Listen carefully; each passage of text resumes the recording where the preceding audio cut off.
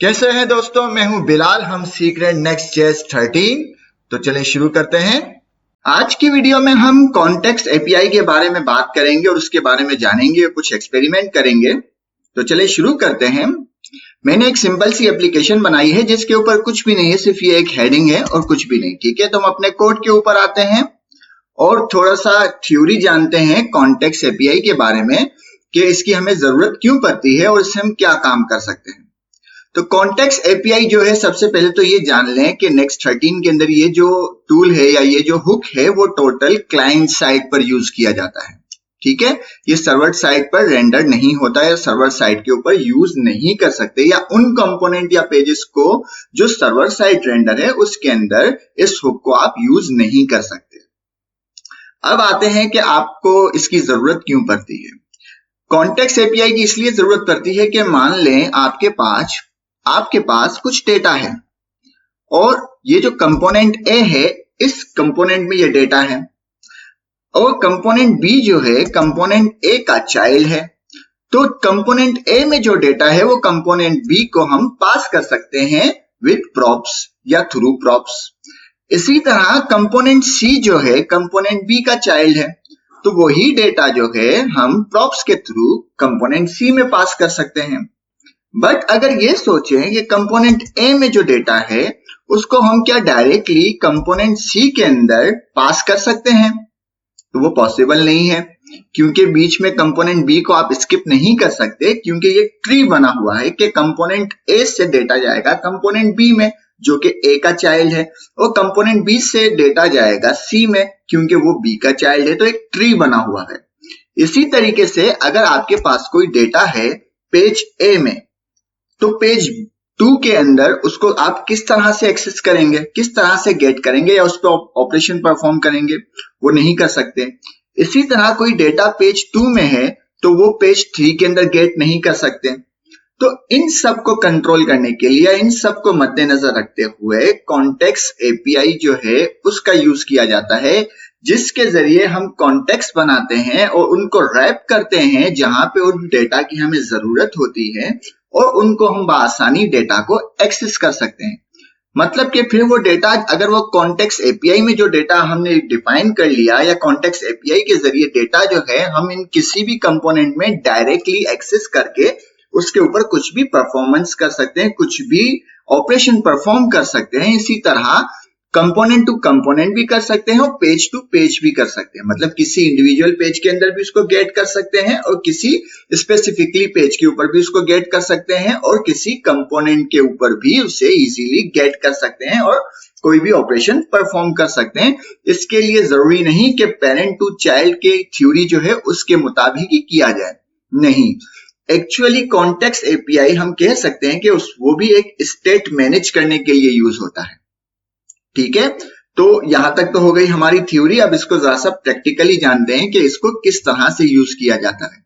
तो इसको यूज करना बहुत ही ज्यादा आसान है, बहुत ही ज्यादा आसान कॉन्फ़िगरेशन है, छोटी सी कॉन्फ़िगरेशन है। तो आइए इस कॉन्फ़िगरेशन को हम करते हैं और हम आते हैं अपने कोड के ऊपर और यहाँ पे हम एक फाइल बनाएंगे कॉन्टेक्स्ट के नाम से। नाम आप कुछ भी रख सकते हैं, लेकिन नाम ऐसा रखें जिससे हमें अंदाजा हो कि इसके अंदर किस तरह का कोड है या किस टाइप का कोड है। तो मैं बनाता हूं कॉन्टेक्स्ट। इसके अंदर हमें क्या करना है, कॉन्टेक्स्ट यूज करना है। तो कॉन्टेक्स्ट क्रिएट करना है। तो जहां भी मैंने कहा ये टोटल क्लाइंट साइड है, तो हम सबसे पहले काम करेंगे, इसे कर देते हैं यूज क्लाइंट ताकि हमारा एरर ना आए। अब इसके अंदर हम कॉन्टेक्स्ट बनाएंगे, तो हम क्या करेंगे, इंपोर्ट something from React।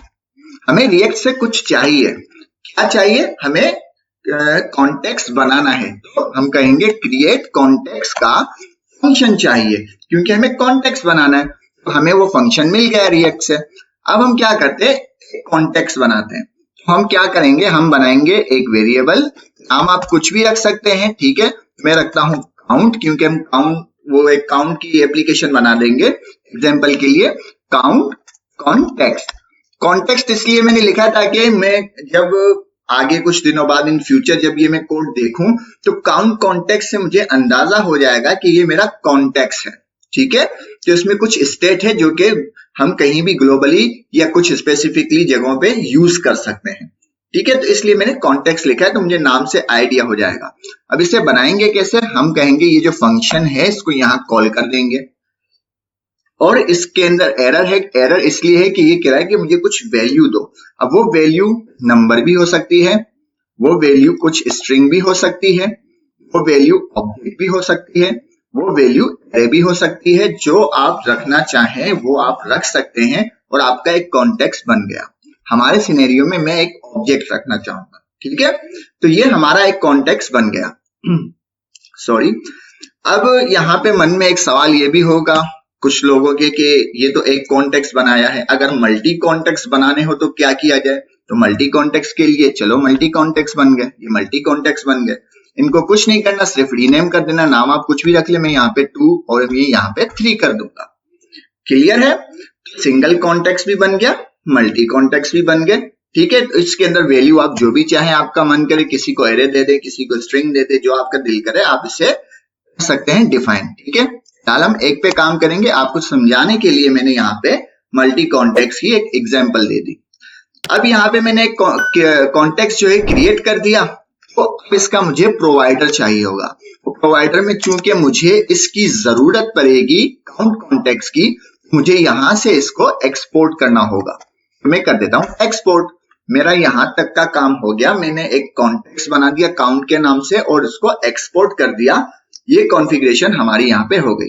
अब हमें इसका प्रोवाइडर बनाना है। प्रोवाइडर क्या काम करेगा कि मतलब जिस भी कंपोनेंट को हम रैप करेंगे वहां पे हमें ये वाला कॉन्टेक्स्ट जो है मिल जाएगा, या जिस भी पेज के ऊपर हम इसको रैप करेंगे प्रोवाइडर को, उसके अंदर हम इसको एक्सेस कर सकेंगे। इवन आसान अल्फाज में प्रोवाइडर के अंदर जो भी चीजें रैप होगी वहां पे हम इस कॉन्टेक्स्ट को हम इजीली गेट कर सकते हैं और कुछ भी ऑपरेशन परफॉर्म कर सकते हैं। यहां तक क्लियर है। अब हम बनाते हैं प्रोवाइडर। अब प्रोवाइडर बनाने के लिए क्या है, 2 तरीकाकार है। एक तरीका यह है कि हम डायरेक्टली लेआउट के अंदर प्रोवाइडर बनाएं, कि हम यहाँ पे चिल्ड्रन के अंदर डायरेक्टली इसको इस तरह से रैप कर दें। एक तरीकाकार ये है, ठीक है, मैं करके भी बता देता हूं कि आपको पता चल जाए। और यहाँ पे लग जाएगा डॉट प्रोवाइडर डॉट प्रोवाइडर। ठीक है, एक तरीका कार तो ये है। अब इस तरीके के अंदर एक प्रॉब्लम है। वो प्रॉब्लम क्या है, ये इस वजह से यहाँ पे आ रही है कि मुझे इसको एक वैल्यू देनी होगी इनिशियल, वो भी दे देते ताकि एक क्लियर हो जाए चीजें, और इसको ब्लैंक ऑब्जेक्ट दे देते। हमारा एक तरीका कार ये है कि हमने इसको डायरेक्टली लेआउट के अंदर रैप कर दिया। इससे क्या होगा कि पूरी एप्लीकेशन जो है उसके ऊपर ये अप्लाई हो गया। बट यहाँ पे क्या प्रॉब्लम है कि हम जैसे ही अपने कोड के ऊपर जाएंगे तो उस पे एरर आ जाएगा। ये देखें कि भाई यहाँ पे ये नहीं कर सकते, ये क्लाइंट साइड होना जरूरी है। ठीक है, ये देखो ये क्लाइंट साइड होना जरूरी है। अब मुझे ये यहाँ पे क्लाइंट साइड करने का मतलब है कि हमारी पूरी एप्लीकेशन जो है वो क्लाइंट साइड हो जाएगी। तो फिर हमारा नेक्स्ट 13 का जो मकसद है वो खत्म हो जाएगा। तो फिर हम नेक्स्ट 12 के ऊपर ही बना दें। तो इसको कंट्रोल करने के लिए हम एक अलग से फाइल बनाएंगे, रैपर बनाएंगे और फिर वहां से इसको रैप करेंगे। क्लियर है, तो मैं कंट्रोल जी कर देता हूं दोबारा ताकि ये सब चीजें हट जाए। ये इसलिए आपको मैंने बताया था ताकि आपको दोनों तरीकाकार पता चल जाए। हम क्या करते हैं, हम एक प्रोवाइडर बनाते हैं। प्रोवाइडर का नाम देंगे काउंट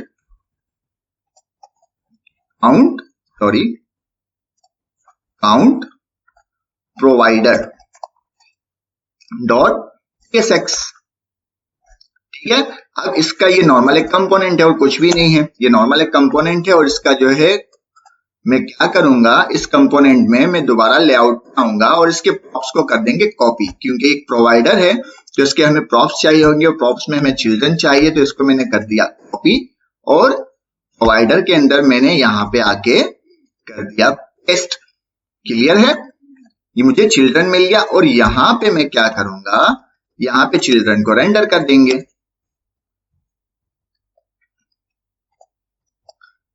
ये मैंने चिल्ड्रन को यहां रेंडर कर दिया। और अगर ये देखें, अगर आपको यहां समझ नहीं आ रहा, एक्चुअली ये टाइप है और कुछ नहीं है, तो ये भी मैं बता दूं ताकि ये भी क्लियर हो जाए आपके जहन में कि क्या चीज आ गई, क्या वाला आ गया। वो आपको क्लियर हो जाएगा। ये देखें, ये कुछ इस तरह से है और यहाँ पे हमने इसकी टाइप डिफाइन कर दी है और कुछ नहीं, वो टाइप क्या है ये मैंने कंट्रोल V कर दिया दोबारा से और इसको मैं फॉर्मेट कर देता हूँ। हमने सिर्फ ये जो है पॉप्स को कॉपी पेस्ट किया लेआउट में से और चिल्ड्रन को यहाँ पे कर दिया है रेंडर। अब इस चिल्ड्रन को मैं करूंगा क्या, इस चिल्ड्रन को हम करेंगे रैप। किससे रैप करेंगे, उसी से रैप करेंगे जिसको लेआउट से रैप किया है हमने। तो मैं कहता हूं काउंट कॉन्टेक्स्ट, ऊपर इंपोर्ट हो गया और डॉट प्रोवाइडर और इसको बंद किया और इसको मैंने कर दिया कट करने के बाद कर दिया पेस्ट और यहाँ पे दे दी एक वैल्यू और उसमें पास कर दिया एक ब्लैंक ऑब्जेक्ट। हमारा रैपर तैयार हो गया, ठीक है। बट इसमें एक कमी है। क्या कमी है, हमें इसे क्लाइंट साइड बनाना होगा। तो हम इसको क्लाइंट साइड भी बना देते हैं, यूज क्लाइंट। ये टोटल हमारा रैपर बन गया और कुछ भी नहीं है इसमें कारीगरी। इसमें सिर्फ कारीगरी ये है कि हमने इसको कॉल किया और ये क्या चीज है, ये हमारा कॉन्टेक्स्ट है, ये रहा, ठीक है। ये हमारा काउंट कॉन्टेक्स्ट है। तो इसको मैं कट करता हूं पहले। ये हमारा कॉन्टेक्स्ट है, इसको मैंने सिर्फ कॉल किया और चिल्ड्रन को रैप कर दिया जिस तरह एज इट इज लेआउट के अंदर हुआ है वही काम यहाँ पे कर दिया। फर्क ये है कि इसको मैंने यूज क्लाइंट बना दिया। अब इस कंपोनेंट के जरिए हम किसी को भी रैप करेंगे तो ये वाले जो कॉन्टेक्स्ट है या ये वाला जो कॉन्टेक्स्ट है इसमें जो भी वैल्यू होगी वो मैं वहां पे गेट कर सकता हूं। कैसे करेंगे आगे वीडियो में हम देखते हैं। फिलहाल मुझे क्या है, मेरा सिनेरियो ये है कि मुझे पूरी एप्लीकेशन के ऊपर इसको कहीं भी मैं चाहूंगा कि एक्सेस करना चाहूं तो पूरी एप्लीकेशन कहां पे रेंडर हो रही होती है, पूरी एप्लीकेशन रेंडर हो रही होती है लेआउट के अंदर। तो अब लेआउट के अंदर हम इसको रैप करेंगे। किसको रैप करेंगे, अब रैप करेंगे हम काउंटर प्रोवाइडर को, ठीक है, क्योंकि हमने यहाँ पे कॉन्टेक्स्ट की कॉन्फ़िगरेशन कर दी। तो अब हम काउंटर प्रोवाइडर को रैप करेंगे, ठीक है। तो अब हम क्या करेंगे, यहां पे आएंगे काउंट प्रोवाइडर मैंने दे दिया और इसको मैंने कर दिया कट पेस्ट। हमारा काम खत्म। अब पूरी एप्लीकेशन के ऊपर हम इस कॉन्टेक्स्ट को कहीं भी इजीली गेट कर सकते हैं और यहाँ पे ये देखिए ऑटोमेटिकली इंपोर्ट हो गया। और अगर मैं यहाँ पे आऊं तो मेरी एप्लीकेशन भी नॉर्मल चल रही है, कोई यूज क्लाइंट का एरर नहीं आया और हम इजीली अब इस पे काम कर सकते हैं, ठीक है। तो जो फाइलें हैं काम की नहीं उसे मैं कट कर रहा हूं, इसको मैं सेव कर देता हूं, कर दिया। कॉन्टेक्स्ट का काम भी खत्म, फिलहाल इसको कट कर दिया। अब page.tsx के ऊपर इसको गेट करते हैं। हमारी एप्लीकेशन नॉर्मल चल रही है, ठीक है। अब page.tsx के ऊपर इसको गेट करते हैं और उसको फिर देखते हैं क्या हमें हमारा कॉन्टेक्स्ट मिल रहा है या नहीं। तो कॉन्टेक्स्ट मिलने से पहले हमें इसके अंदर कुछ पास भी तो करना होगा डेटा। मैं एक स्टेट बनाता हूं कॉन्स्ट और स्टेट किसका होगा, काउंट का। काउंट एक फंक्शन होगा सेट काउंट का और यहाँ पे यूज स्टेट और यहाँ पे मैंने वैल्यू दे दी 0, ठीक है। ये मैंने एक स्टेट बना दिया। अब स्टेट के अंदर फिलहाल मैंने एक 0 रखा है, इसके अंदर आप ऑब्जेक्ट एरे वगैरह कुछ भी रख सकते हैं। ये मैं पास कर देता हूं अपनी वैल्यू के अंदर काउंट को और सेट काउंट को। ये दोनों चीजें मैंने यहाँ पे पास कर दी। अब मैं काउंट, हमारा जो काउंट ये कॉन्टेक्स्ट है काउंट कॉन्टेक्स्ट, इसको गेट करना चाहता हूं और देखते हैं क्या ये वाला ऑब्जेक्ट हमको मिल रहा है या नहीं मिल रहा, ठीक है। सेव करते हैं और आते हैं page.tsx पे। मुझे यहाँ पर गेट करना है क्योंकि मेरी पूरी एप्लीकेशन जो है रैप हो चुकी है काउंट प्रोवाइडर से। तो हमारे पास ये जो कॉन्टेक्स्ट है पूरी एप्लीकेशन में हम इसे कहीं भी गेट कर सकते हैं। यहाँ पे मैं आऊंगा, मैं कहूंगा पहले तो इसको यूज क्लाइंट बनाएं और उसके बाद मैं इसको कहूंगा कि इंपोर्ट करें समथिंग फ्रॉम रिएक्ट और यहाँ पे मैं कहूंगा यूज कॉन्टेक्स्ट को जो है मुझे चाहिए, ये हुक है, ये इसका हुक है। तो मैं आऊंगा, मैं कहूंगा कि भाई यूज कॉन्टेक्स्ट, इसको मैंने कॉल किया। अब इसके अंदर मुझे क्या चाहिए, इसके अंदर मुझे चाहिए काउंट कॉन्टेक्स्ट, ठीक है। ये ऊपर ऑटोमेटिकली इंपोर्ट हो गया, अगर ना हो तो आपको मैन्युअली खुद से करना होगा। अब यहाँ पे मैं इसको एक वेरिएबल में स्टोर कर देता हूं कॉन्स्ट और मैं नाम लिख देता हूं ऑब्जेक्ट मिलेगा मुझे, तो मैंने लिख दिया ऑब्जेक्ट और सेव कर दिया। अब मैं क्या करूंगा, इस ऑब्जेक्ट को कंसोल करके देखूंगा मुझे क्या इसमें मिल रहा है वो ऑब्जेक्ट या नहीं। ये लॉग जो है मिटा देता हूं मैं।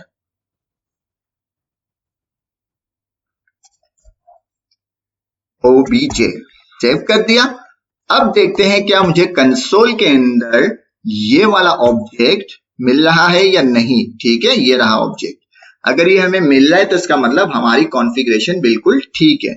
हम आते हैं अपने ब्राउजर पे और कंसोल करके देखते हैं और देखते हैं, ये देखिए हमें एक ऑब्जेक्ट मिल रहा है और मैं देखता हूं यहाँ पे काउंट और सेट काउंट, ये दोनों चीजें हमें बहुत ही इजी तरीके से प्रोवाइड हो चुकी है। और ये दोनों कहाँ पे हमने रखी हुई है, ये दोनों हमने रखी हुई है, ये देखो यहाँ पर, ये रही वो चीजें। ये सारा ऑब्जेक्ट हमें इजीली गेट हो गया। कितना आसान है, कितना आसान है। हमने क्या किया है, कुछ भी नहीं किया। हमने सिर्फ एक कॉन्टेक्स्ट बनाया जो कि ये रहा, उस कॉन्टेक्स्ट का एक प्रोवाइडर बनाया जो कि ये रहा, उस प्रोवाइडर के अंदर हमने कॉन्टेक्स्ट प्रोवाइडर से रैप कर दिया चिल्ड्रन को, और इसको लेआउट के अंदर प्रोवाइडर को जो है रैप कर दिया। किस तरह रैप किया, वो ये रहा। ठीक है, बहुत ही ज्यादा आसान।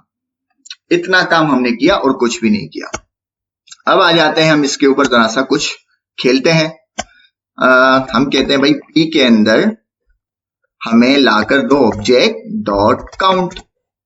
ठीक है, एरर मिल रहा है, टाइप का एरर है, हमें देखना होगा। ठीक है, ये देखिए टाइप का एरर है, इसको भी हम कंट्रोल करते हैं। फिलहाल हम देखते हैं क्या हमें 0 मिल गया या नहीं मिला। देखिए 0 हमें मिल गया। हम क्या करते हैं, यहां पे बनाते हैं दो बटन बनाते हैं डिव करके, और डिव के अंदर बनाएंगे एक बटन इंक्रीमेंट का और एक बटन बनाएंगे डिक्रीमेंट का। इंक्रीमेंट और दूसरा बनाएंगे डिक्रीमेंट। डिक्रीमेंट और इंक्रीमेंट। ठीक है, और इसको लगा देंगे फ्लेक्स ताकि थोड़ा सा गैप आ जाए। फ्लेक्स और गैप कर देंगे 10। सेव कर दिया। अब देखते हैं हमें क्या चीज मिलती है। हमें बटन मिलने चाहिए अपने। हमें इंक्रीमेंट और डिक्रीमेंट का बटन मिल गया। अब मैं चाहता हूं कि अगर मैं इंक्रीमेंट करूं तो 0 में इंक्रीमेंट होता जाए और डिक्रीमेंट करूं तो डिक्रीमेंट होता जाए। ये किस तरह से होगा, देखें इसके अंदर हमने एक फंक्शन भी पास किया है सेट काउंट का। तो सेट काउंट के जरिए हम इजीली इसको हैंडल कर सकते हैं। किस तरह से हैंडल करेंगे वो भी देख लेते हैं। इसको हैंडल इस तरह करेंगे कि मैं इसके अंदर एक इवेंट पास करता हूं ऑन क्लिक, कि भाई कुछ क्लिक हो तो ये फंक्शन फायर हो जाए। और ये फंक्शन क्या काम करे, ये फंक्शन करे ऑब्जेक्ट के अंदर सेट काउंट है इसके अंदर इंक्रीमेंट करे। क्या इंक्रीमेंट करे, ऑब्जेक्ट डॉट काउंट। जो भी ऑब्जेक्ट डॉट काउंट की वैल्यू है उसके अंदर 1 प्लस कर दे। ठीक है, अब इसी को मैं करता हूं कॉपी, डिक्रीमेंट में लगाते हैं और क्या करते हैं डिक्रीमेंट के लिए माइनस माइनस। ठीक है, बहुत ही ज्यादा आसान है ना। हमने इसको कुछ नहीं किया। अभी जहां तक ये रेड लाइन है इसको इग्नोर करें, टाइप का एरर है। मैं मूव होना नहीं चाह रहा टाइप के ऊपर ताकि आपकी ग्रिप ना निकल जाए, आपके जहन से ये चीज निकल ना जाए, क्योंकि ये बहुत अहम जगह है। तो हमने इसको सेव कर दिया। अब इंक्रीमेंट और डिक्रीमेंट का मेथड चेक करते हैं क्या इंक्रीमेंट और डिक्रीमेंट हो रहा है। इसको मैं क्लियर करता हूं और यहां पे मैं करता हूं इंक्रीमेंट। वाह, देख रहे हैं कितना स्मूथ इंक्रीमेंट। अब डिक्रीमेंट करते हैं।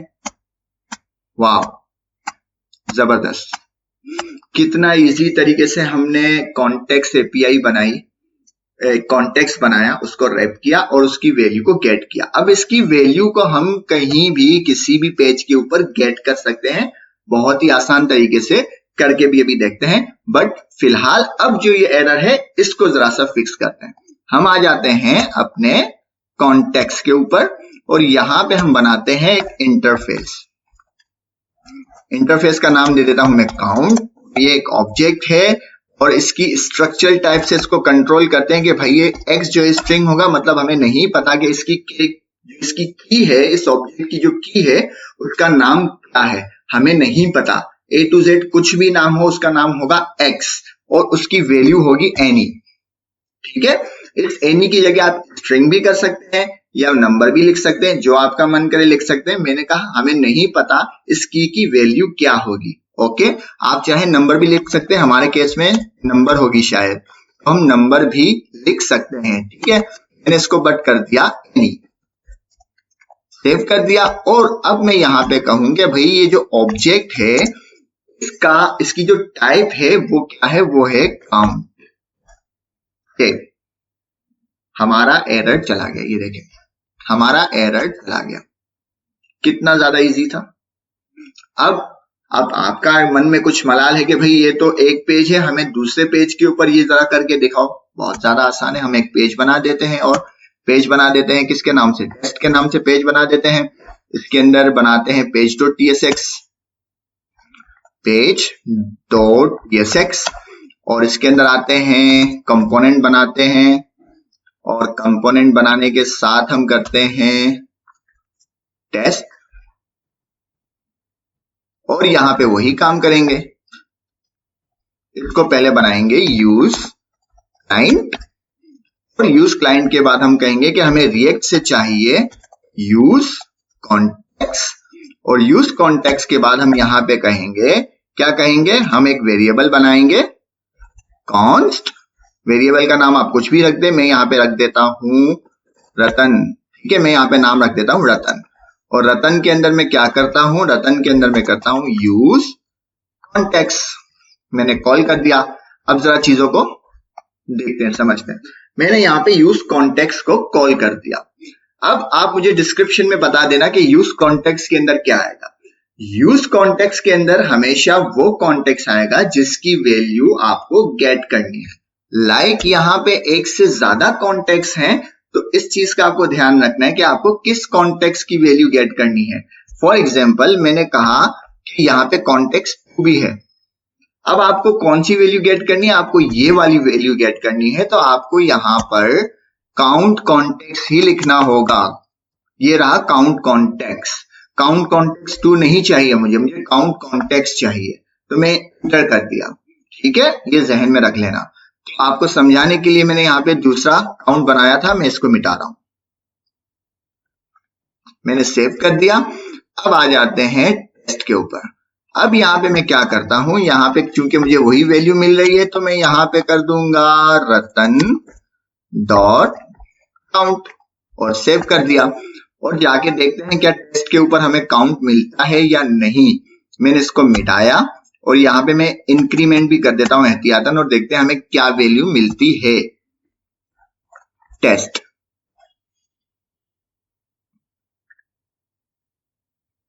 वाह, देखो हमें 0 मिल गया।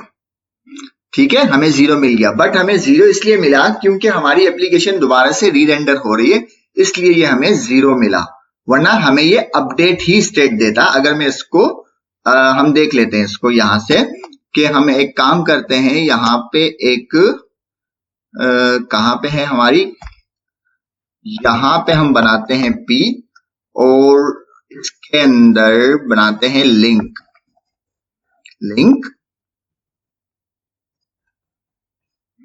और यहां पे हम लिखते हैं test H ref slash test. ठीक है, लिंक का हमें एरर मिल रहा है, तो हम यहां पे लिंक, ओके, सेव कर दिया।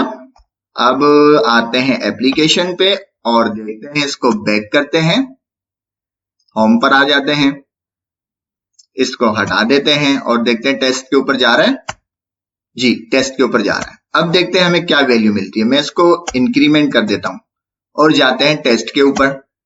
देखें यहाँ पे 6, देखा, दोबारा से डिक्रीमेंट कर दिया, और दोबारा बैक करते हैं यहाँ पे। अब रेंडर हो गई, चूंकि वो रिफ्रेश हो गया पेज। तो हमें कहने का यहाँ पे मतलब ये है कि कॉन्टेक्स्ट के जरिए हमें जो है वही अपडेट वैल्यू मिलती है जो उसको हम अपडेट कर रहे हैं। कि लाइक मैंने इसको डिक्रीमेंट कर दिया, इंक्रीमेंट कर दिया, और टेस्ट के ऊपर अब मुझे क्या मिल रहा है, मुझे एक्चुअली वही 7 मिल रहा है जो मैंने वहां पे वैल्यू अपडेट की, जो कि यहाँ पे आपको नजर आ रही है। तो इस तरह से हम कॉन्टेक्स्ट के जरिए भी स्टेट को मैनेज कर सकते हैं, और उसको गेट कर सकते हैं, उसके ऊपर मुख्तलिफ ऑपरेशन परफॉर्म कर सकते हैं, और इसके ऊपर पेरेंट टू चाइल्ड वाली जो थ्योरी है नहीं काम करती। आपकी मर्जी है, आप पेरेंट के अंदर डेटा चाहते हैं पेरेंट के अंदर गेट कर लें, चाइल्ड के अंदर डेटा चाहते हैं डायरेक्ट चाइल्ड के अंदर गेट कर लें, और आप किसी एक पेज के ऊपर डेटा चाहते हैं उसको वहां पे गेट कर लें। शर्त सिर्फ ये है कि वो जो कॉन्टेक्स्ट है वो रैप हुआ हो उस पेज या उस कंपोनेंट से, या वो जो कंपोनेंट है उसके रैपर के अंदर वो आ रहा हो, तब आप इजीली कॉन्टेक्स्ट को गेट कर सकते हैं और उसके ऊपर कुछ भी ऑपरेशन परफॉर्म कर सकते हैं। तो आज की वीडियो के लिए इतना ही, मिलते हैं नेक्स्ट वीडियो में, इसको और ज्यादा एक्सप्लोर करेंगे। अल्लाह हाफिज।